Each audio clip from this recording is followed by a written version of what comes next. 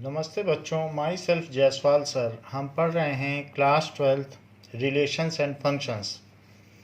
Now let us solve some examples. Example 18, show that if f from a to b and g from b to c are 1 1,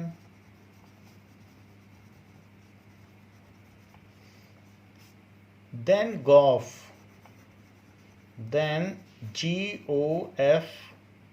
from A to C is also 1 1।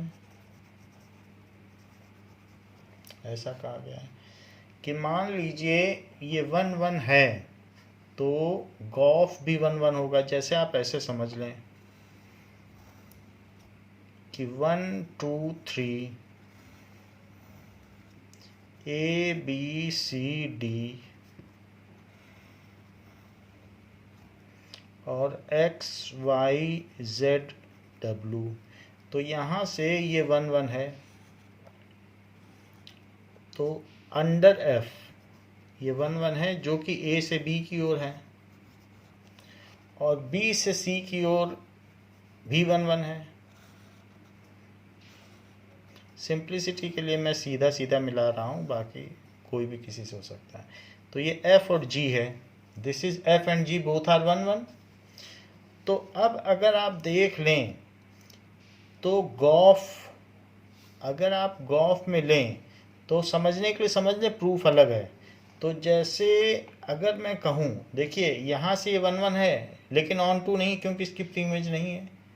तो ऐसे ही है, इसको भी आप ले सकते हैं x y Z W, और अपने मन से कुछ और भी ले सकते हैं, दैट इज आर।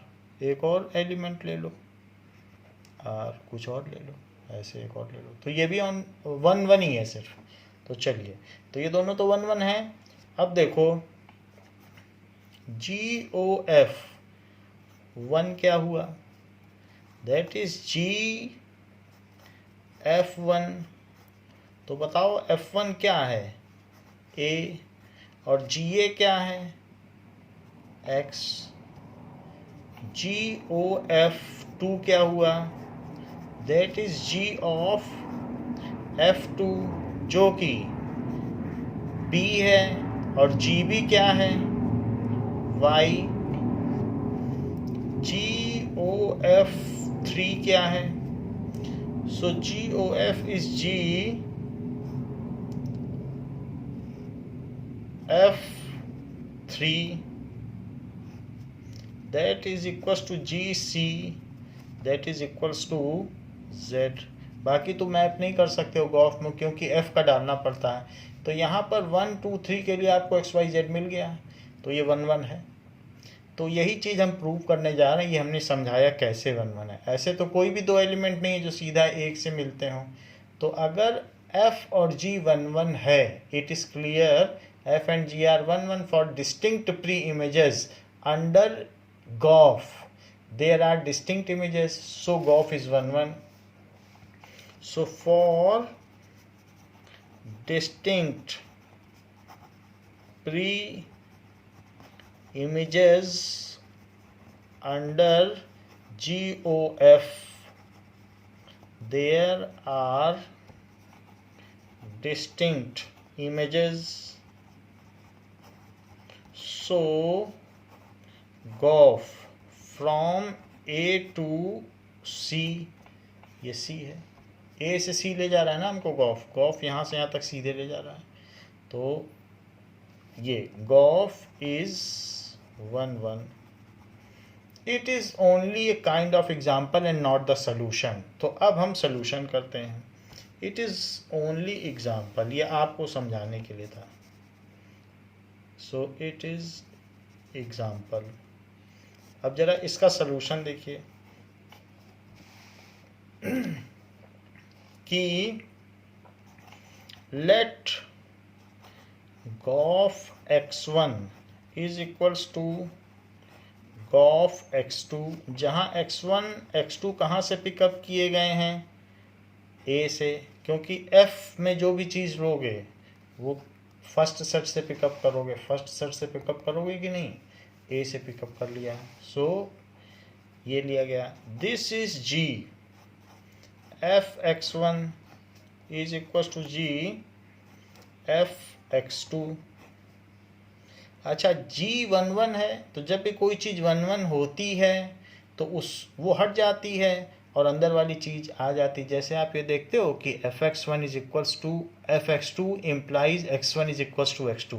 ऐसे आपको पहले बताया गया है कि नहीं, कि इफ़ f इज़ 1 पिछली क्लास में, पिछले वीडियो में बताया था, देन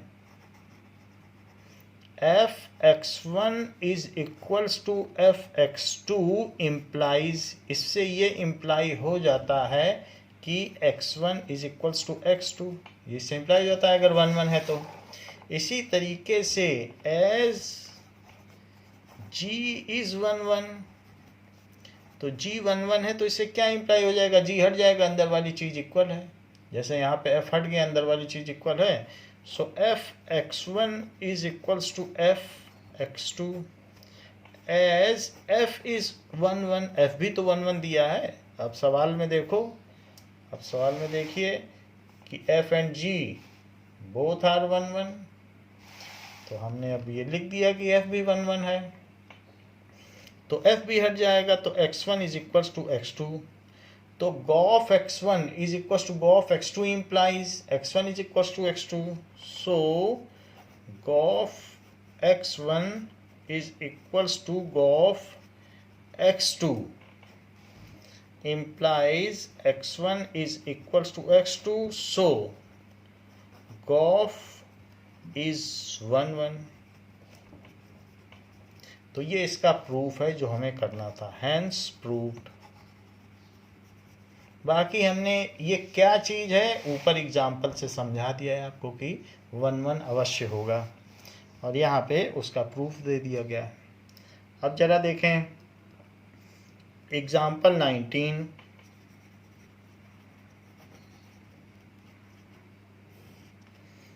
show that if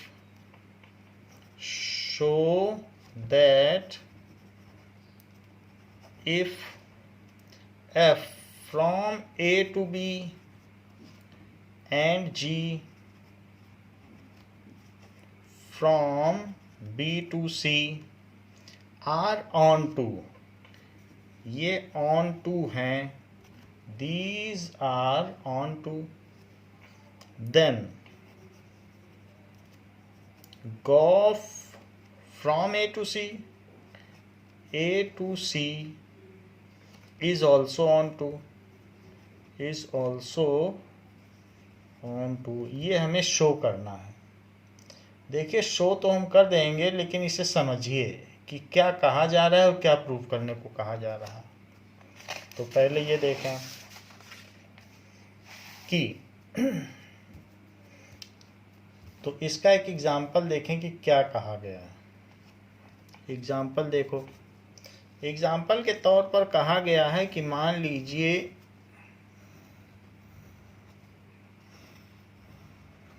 ये A B C ये 3 सेट हैं और F on 2 है।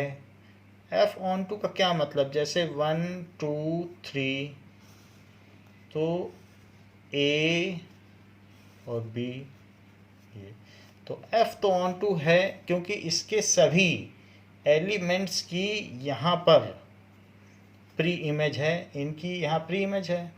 अच्छा ये देख लो, तो ये X और Y। अच्छा G देख लो, तो G में G भी ऑन टू है, तो यहाँ भी कोई फालतू का एलिमेंट नहीं होगा, G भी ऑन टू है, भले ही मैनी बनो लेकिन ऑन टू तो है, क्योंकि इसके एलिमेंट की यहाँ कुछ ना कुछ प्री इमेज है और इसकी भी यहाँ है। तो अब हम ये देखेंगे फॉर एवरी एलिमेंट ऑफ कुछ भी हो, जैसे कि ऑन टू में आपने देख लिया for every element belonging to C there exist some pre image in B और उसकी यहाँ प्री इमेज है, तो हमें प्रूव करना है, देखो इसको पढ़ो, गॉफ को ऑन टू प्रूव करना है, गॉफ। तो गॉफ क्या चीज़ है, इसको हम एक मैपिंग से समझें। ये देखो, that is A B C. यदि यहाँ x है तो यहाँ आपको मिलेगा y। अच्छा, y क्या चीज़ है, y और कुछ नहीं है, ये fx है, तो ये अंडर f ये मिला, और ये y है तो अंडर g आपको यहाँ एक z मिल जाएगा। तो z और कुछ नहीं है, that is equals to g y है। बाकी आप चाहे y की जगह fx और आगे लिखना चाहो तो लिख सकते हो, दैट इज इक्वल्स टू जी, और y की जगह क्या लिख दोगे, fx, ऐसे भी लिख सकते हो, दैट इज गॉफ x, ऐसे भी लिख सकते हो।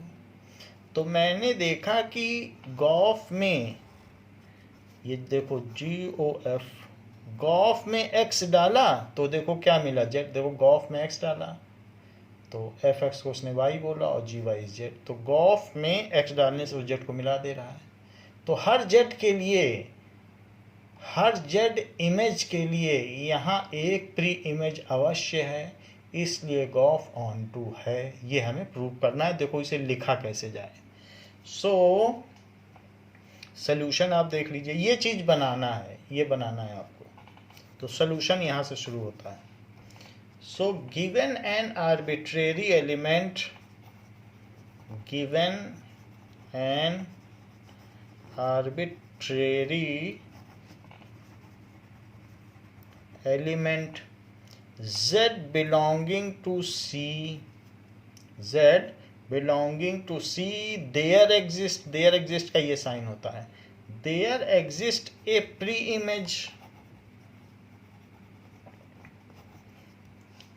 y, there exist pre-image y, यहाँ pre-image exist करती है in B, इन बी, ठीक है। क्यों ऐसी प्री इमेज होती है, as g is onto, तो हर एक यहाँ z के लिए यहाँ एक प्री इमेज अवश्य होगी, जो कि क्योंकि g ऑन टू है तो ऑन टू होने का मतलब यहाँ जो भी होगा उसकी प्री इमेज अवश्य होगी, such that g y is equal to z, जहाँ पर हमने जी वाई को जेड माना था, तो ये बात सही है, और उस जेड के लिए यहाँ प्री इमेज वाई है, तो ये आउटपुट है, ये इनपुट है, तो हर जेड के लिए वाई है, लिखा कि नहीं। अच्छा, फिर आगे देखो, for every y belonging to B, अब देखो for every y there exist an element x in A, there exists x in A, हर एक y के लिए जो कि B में है यहाँ एक x अवश्य होगा। ऐसा क्यों होगा, हर एक के लिए यहाँ क्यों होगा, क्योंकि f ऑन टू है। ऑन टू का मतलब हर एक इमेज के लिए प्री इमेज है। हर z के लिए y है क्योंकि g ऑन टू है, और हर y के लिए x है क्योंकि f ऑन टू है। x in A as f is on to, क्योंकि f on to है। This implies that for every element z belonging to C, there exists some x belonging to A, हर एक z के लिए x यहाँ पर है। तो इससे क्या पता चल जाता है, तो दिस ये हो जा रहा है तो देयर एग्जिस्टम ये that is g of f x z है, हर जेड के लिए एक्स है, ऐसा बताया गया। यानी हर जेड के लिए यहाँ एक्स है। तो जो गॉफ है, सो गॉफ फ्रॉम ए टू सी, क्योंकि गॉफ तो ए से सी की ओर सीधी मैपिंग करता है, बी को बाईपास करता है, इज ऑन टू। तो एफ और जी अगर दोनों ऑन टू हैं तो गॉफ भी ऑन टू होगा। और इसके पहले क्या बताया था रिमार्क, एफ अगर जो पिछले सवाल में बताया था कि मान लीजिए एफ और जी दोनों 1-1 हैं तो गॉफ 1-1 होगा। दोनों को एक साथ लिख लें, बड़े काम की बात है। तो remark, if f from A to B and g from B to C are 1-1, then gof from A to C is 1-1। ये हमने प्रूव किया था एग्जाम्पल 18 में अभी थोड़ी देर पहले। तो एक तो ये बात बताई, एक और बात बताई अभी अभी, if f from A to B, दोनों को एग्जाम्पल के जरिए बताया, and g from B to C are onto, then gof, तो गॉफ भी from A to C is onto. आगे ये काम आएंगे मिसलिनियस में, इसलिए इसे आप ध्यान रखें। चल, तो ये दो सवाल हमने कर लिए। एग्जाम्पल 20 क्या कहता है जरा देखें। Now example 20, it says consider functions f and g, consider functions f and g such that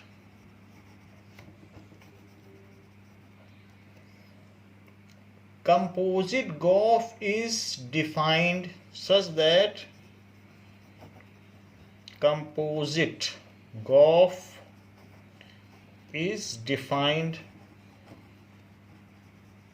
कोई दो फंक्शन होंगे तो उनका कंपोजिट भी होगा। सो कंपोजिट गॉफ इज डिफाइंड। दो अलग अलग मशीनें हैं। गॉफ का मतलब है एक मशीन और दो मशीन को कपल कर दिया गया है, तो अलग अलग मशीनें हैं। हाँ, तो जी एक बस कोई दूसरा फंक्शन है। किसी किसी केस में हम इन्वर्स मान लेते हैं तो गॉफ आइडेंटिटी फंक्शन माना जा सकता है, लेकिन यहाँ ऐसा नहीं है। यहाँ सिर्फ ये दो अलग अलग फंक्शन है। एक जैसे आटे से लोई बना रहा है और दूसरा लोई से रोटी बना रहा है, ऐसे दो मशीनें कपल की गई हैं, तो ये ऐसा कोई गॉफ है। जैसे ऊपर भी दिखाया गया था, एक गॉफ था तो किसी स्टूडेंट को उसके कोड नंबर से रिलेट कर रहा है, ऐसे ही है गॉफ कोई। तो उसका कंपोजिट फंक्शन गॉफ डिफाइंड है, ऐसा कहा गया है। तो if Gauff is defined and is 1-1, और 1-1 भी है, डिफाइंड भी, और ये भी कहा गया है 1-1 भी है, एंड इज 1-1, ये 1-1 है। तो आपसे पूछा जा रहा है are f and g both necessarily 1-1। So are f and g both necessarily 1-1।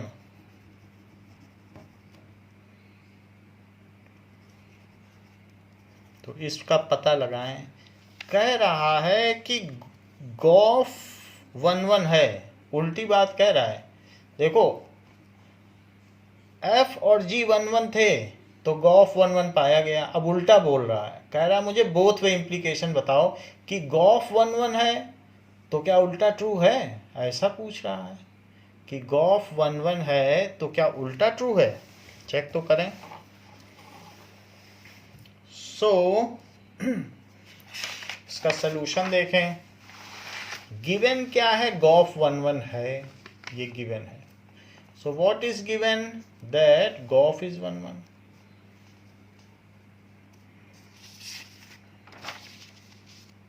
Now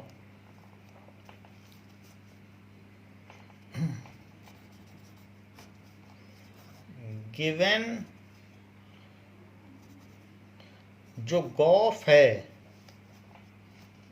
is 1-1. golf हमेशा A to C लिया जा सकता है. is 1-1. To check whether G and F यानी F एंड G आर 1-1, ये चेक करना है. तो हम देख लें कि मान लो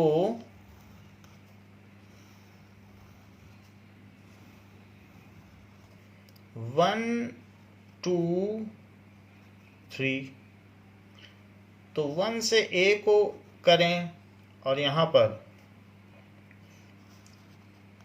2 से B को कर दें और 3 से C को कर दें और यहाँ एक D भी ले लें. तो अब इसको X से कर दें, इसको Y से कर दें, इसको Z से कर दें और इसको W से कर दें. मैपिंग, ये F है, ये G है और ये भी मैपिंग हो रखी है. ठीक है. और अगर इसे W से ना भी करना चाहें तो एक और भी तरीका है. W से ना करें इसको तो इसको फिर किससे कर दें? इसको इसी से कर दें. ये ऐसा भी कर सकते हैं. W पड़ा रहने दें, हमें तो 1-1 देखना है. तो अब जरा देखो, यहां से अगर 1 लेगा golf तो कहाँ ले जाएगा, जरा चेक करो. तो ये आपको एग्जाम्पल बताया जा रहा है कि GOF अगर 1 लेगा यहीं से तो पिकअप करेगा. ये A है, ये B है, ये C है. तो यहाँ से 1 लेगा तो G ऑफ F1, तो F1 की वैल्यू क्या है बताइए? प्रोडक्ट है A और GA क्या दे रहा है? X. GOF2 ले लें. सो F2 क्या है? B. तो GB क्या है? Y. और GOF3 ले लें. सो F3 क्या है? C. और GC क्या है? Z. तो मैंने देखा डिस्टिंक्ट एलिमेंट के लिए डिस्टिंक्ट है, तो golf तो 1-1 है. यहाँ से तो उठा ही नहीं सकता, भले ही D है, लेकिन मजबूरी है. golf तो सीधा यहाँ से यहाँ रिलेट करता है. तो golf तो ये फंक्शन होता है GOF. तो इसलिए यहीं से उठाएगा. यहाँ होने दो, यहाँ मैनिमन होने पर भी मजबूर है, golf उठा ही नहीं सकता. तो इस तरीके से golf 1-1 है. तो golf के 1-1 होने से G मैनी 1 हो सकता है, लेकिन F को 1-1 होना जरूरी है. So from above example it is clear that F should compulsorily be 1-1 and G may और मे नॉट बी. देखो, हम इसका एक एग्जाम्पल भी बताएंगे कि F को क्यों कंपल्सरीली होना चाहिए, लेकिन ये इसका सलूशन है, इसको आप लिख सकते हैं.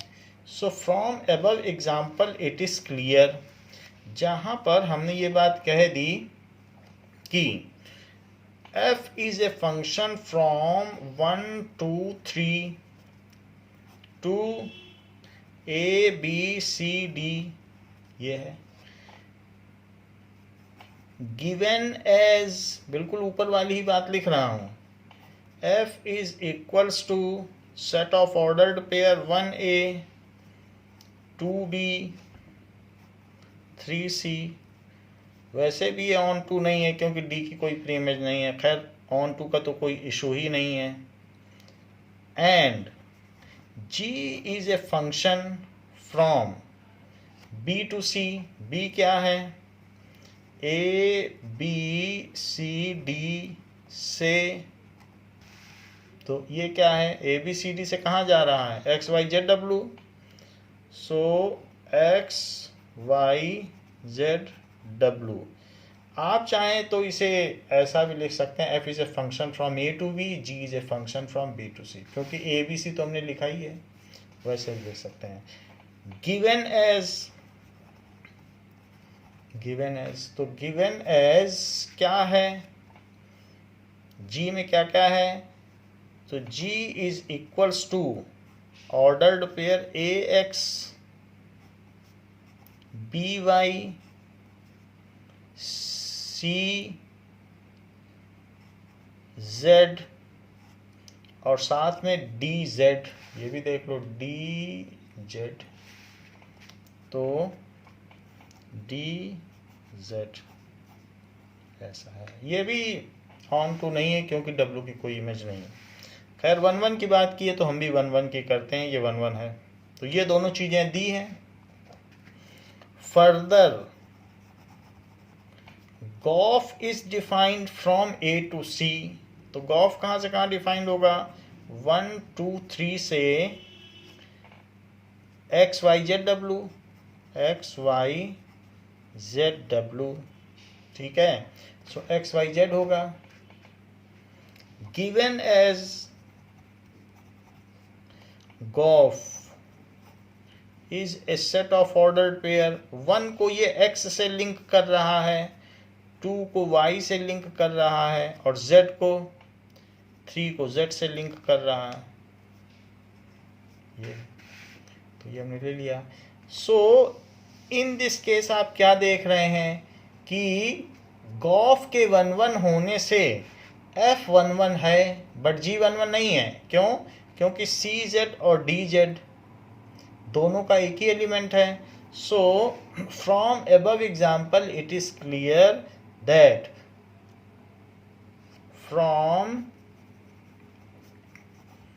above example it is clear that f should compulsorily be 1 1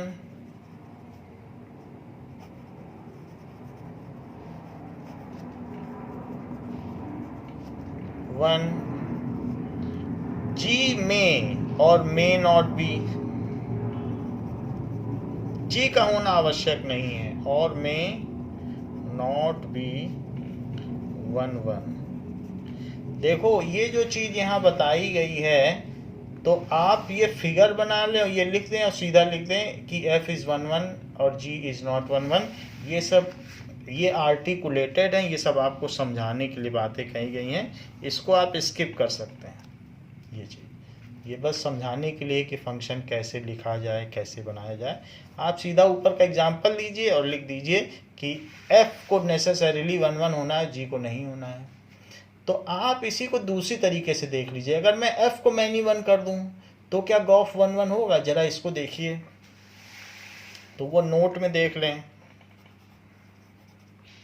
मान लो कि मैं f को 1 2 3 ले लेता हूं और इसके 2 एलिमेंट को इससे रिलेट कर देता हूं a से और इसको b से कर देता हूं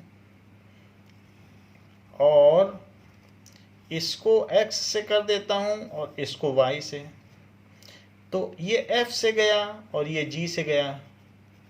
तो आप अगर देखोगे तो a b c यानी जो गॉफ फंक्शन है उसमें 1 डालोगे तो अल्टीमेटली x मिलेगा, क्योंकि वो पहले f मशीन से गुजरेगा फिर g से और x दे देगा, और 2 डालोगे तब भी x मिल जाएगा। तो अगर f मैनी 1 हो गया तो बात गड़बड़ है, क्योंकि ऐसे केस में गॉफ 1 1 हो नहीं पाएगा। तो गॉफ के 1 1 होने के लिए f का 1 1 होना बहुत ज़रूरी है, इसके डिफरेंट एलिमेंट डिफरेंट से एसोसिएट हों, नहीं तो आप देख लो कि GOF1 is equals to GF1 is equals to GA is equals to x। और दूसरी चीज देख लो, GOF2 is equals to GF2 is equals to GB।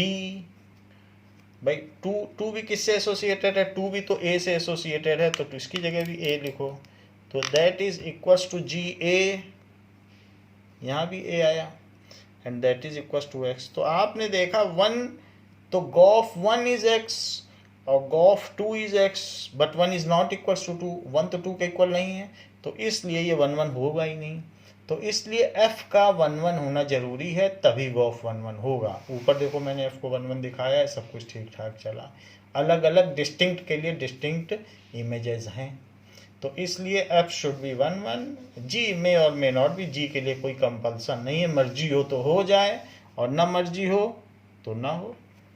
अच्छा, क्वेश्चन क्या कहा गया है, एग्जाम्पल 21 जरा देखें।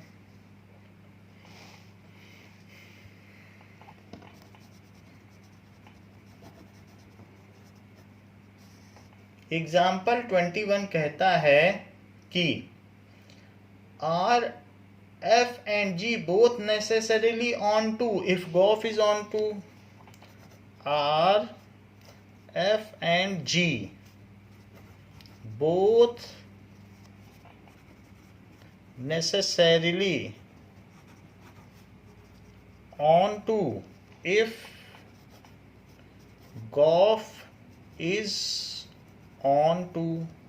बिल्कुल उल्टी बात पूछ रहा है जो हमने रिमार्क में बताई थी। ये देख लो, हमने कहा था कि दोनों अगर ऑन टू हैं तो गॉफ ऑन टू है। उल्टा कह रहा है कि गॉफ अगर ऑन टू है तो क्या एफ और जी दोनों ऑन टू होंगे।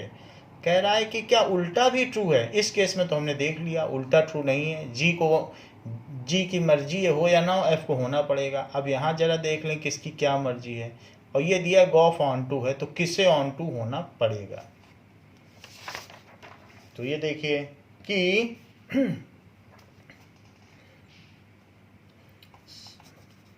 सॉल्यूशन। अब जरा देखें कि अगर f एक फंक्शन है जो 1 2 3 4 है, और दूसरा भी कोई फंक्शन ले सकते हैं कि a b c d, ऐसे हमने दूसरा फंक्शन ले लिया, तो ये इससे एसोसिएटेड है, ये इससे एसोसिएटेड है, और ये दोनों इससे एसोसिएटेड हैं। ऐसा एक हमने एग्जांपल लिया। तो ये अंडर f है जहां पर ये a है, ये b है, एंड फिर हमने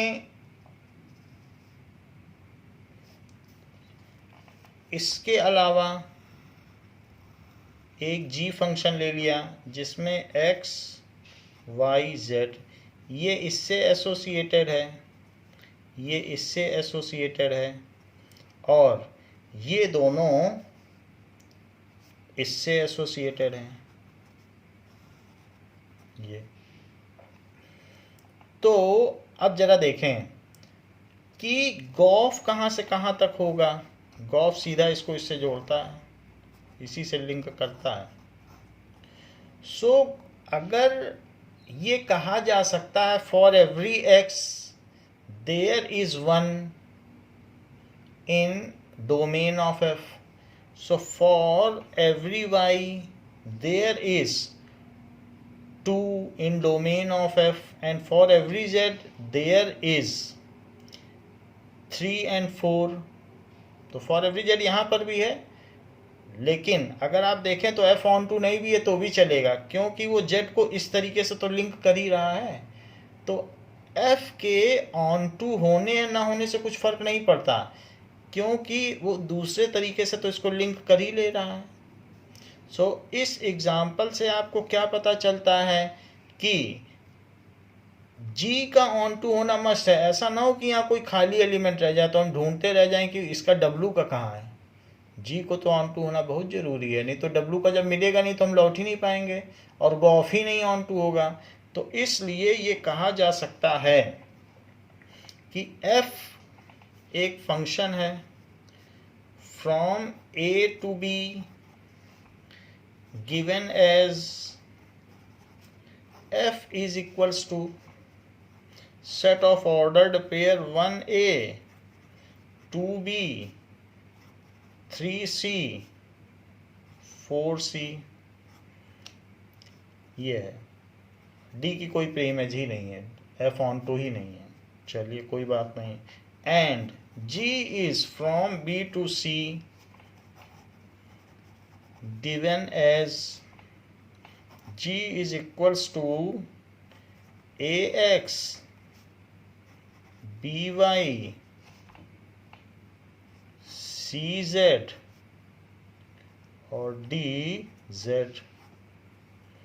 तो ये देखो G ऑन टू है। तो ये तो हमने दो फंक्शन ले लिए। तो फॉर x, अब आप यहां देख लें, element of C for all x, जो भी एलिमेंट्स है, for here for all elements of C there exist some preimages in A। Here for all elements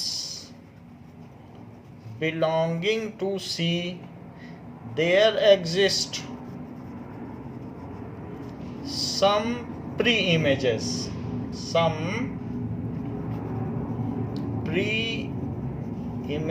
belonging to A under GOF। Under gof के under में है। कैसे Gauff के under में? क्योंकि गॉफ वन क्या दे देगा आपको? x दे देगा। करके देखोगे तो मिल जाएगा, क्योंकि g f1 से a मिलेगा, फिर g a से x मिल जाएगा। गॉफ 2 से मिल जाएगा y, और गॉफ 3 और गॉफ 4 से आपको मिल जाएगा z। तो इस तरीके से हमने देखा हर एक x के लिए 1 है, हर y के लिए 2 है, और हर z के लिए तो 2 हैं। तो इसलिए गॉफ के ऑन टू होने से g का ऑन टू होना बनता है कंपलसरी, और f का ऑन टू होना नहीं बनता। सो from above example it is clear, from above example it is clear that if GOF is onto, then G must be onto,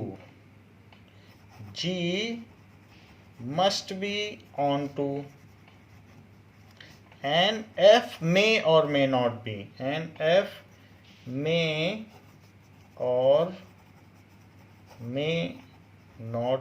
F हो भी सकता है, नहीं भी हो सकता है, कोई ज़रूरी नहीं है।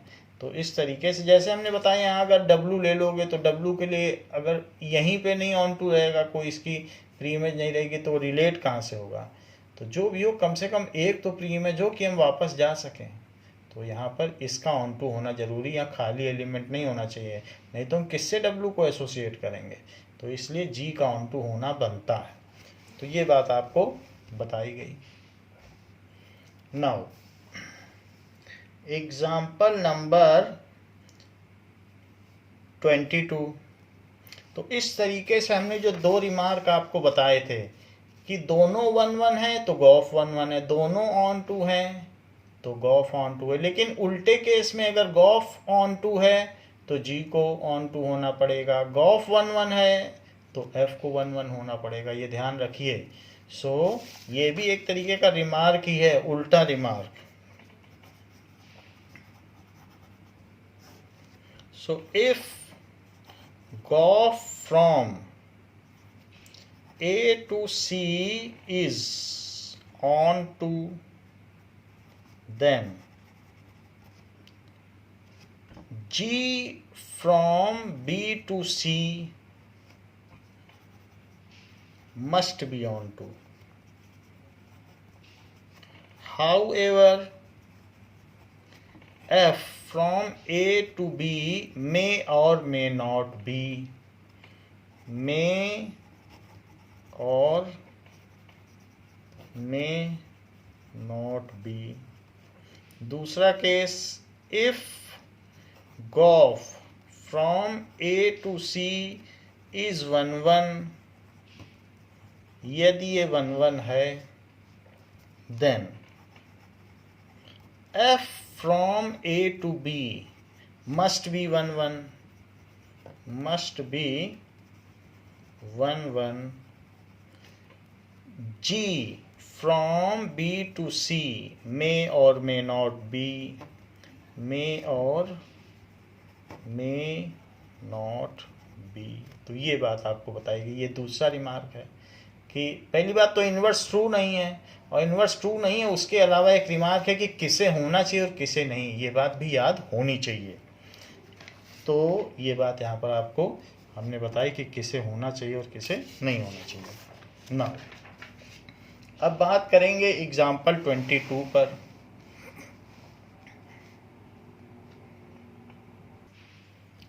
नाउ देयर इज एग्जाम्पल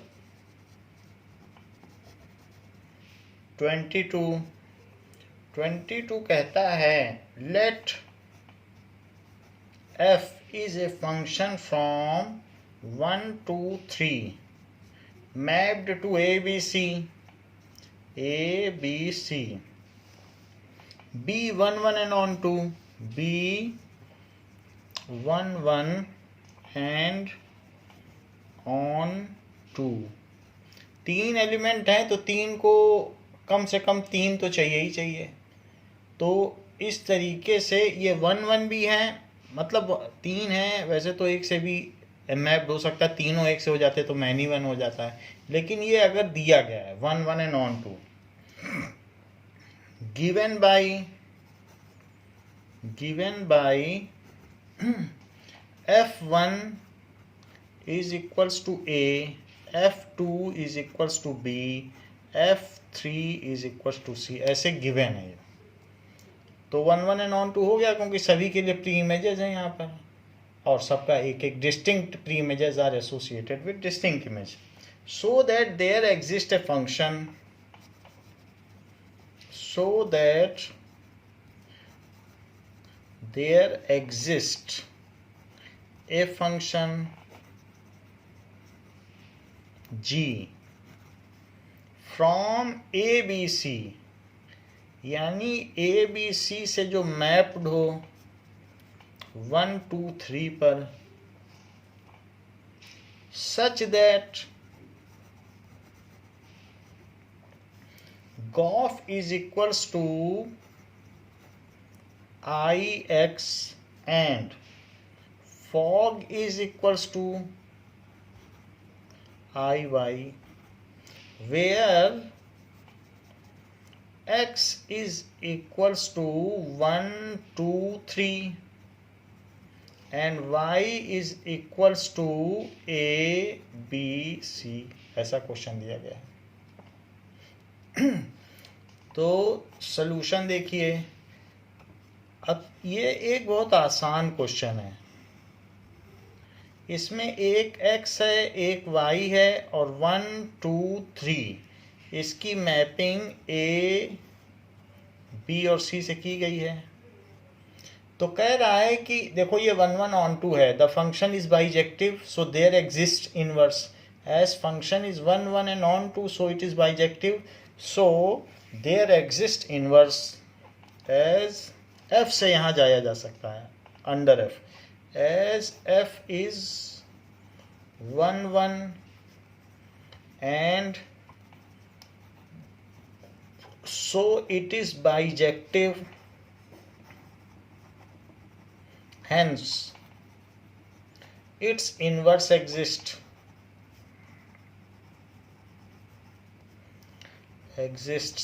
हमें मालूम है कि एक ऐसा फंक्शन ले लो उल्टा जो a से 1 पे पहुंचा दे, b से 2 पे और c से 3 पे, यही इसका इन्वर्स होगा। Let g be a function from a b c के एलिमेंट उठाए और मुझे 1 2 3 पहुंचा दे, मेरे रॉ मटेरियल मुझको वापस कर दे। Given as g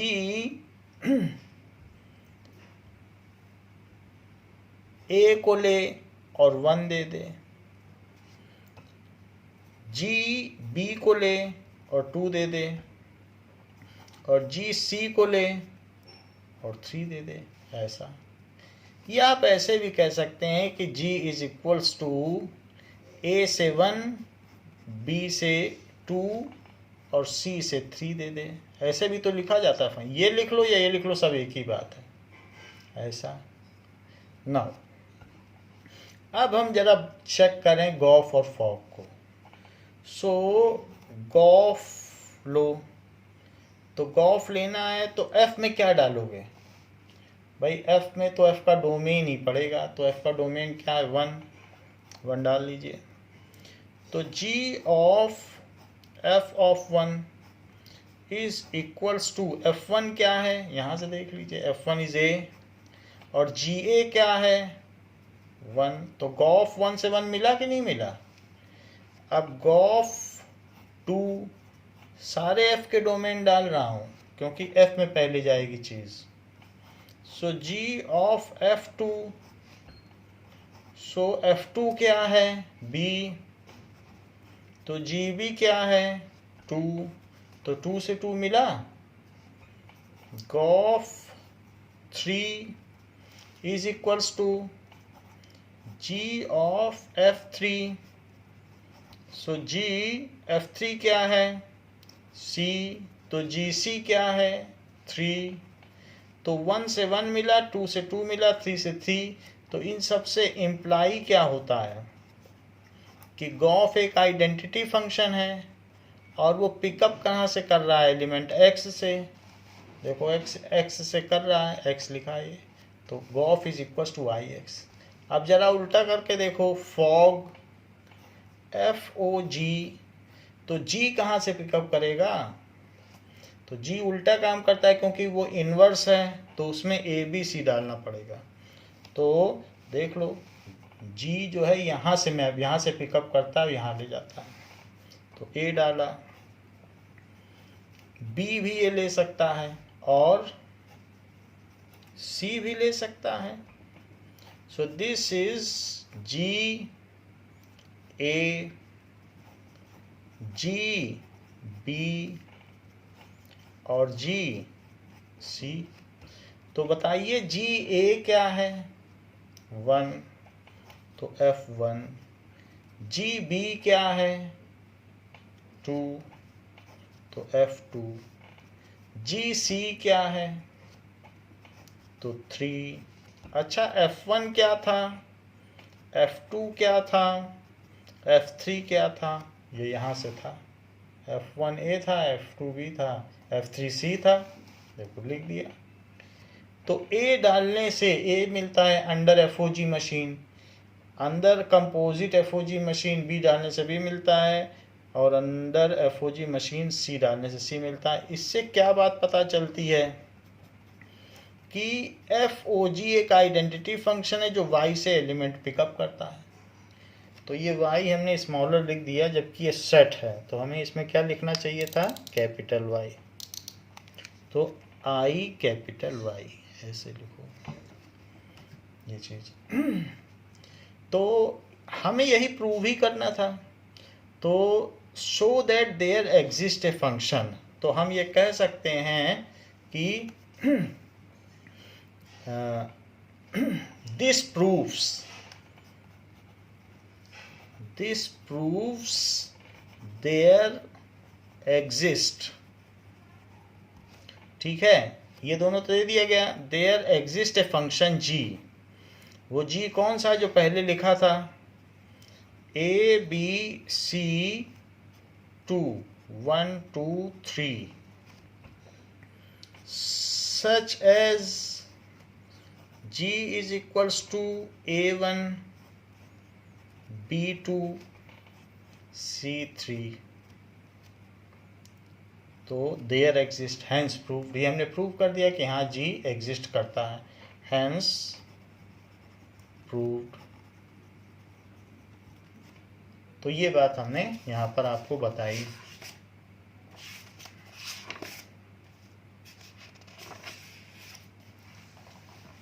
now